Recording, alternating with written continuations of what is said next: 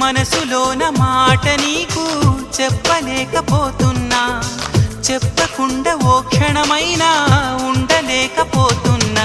ఎలా చెప్పనమ్మా నాలోని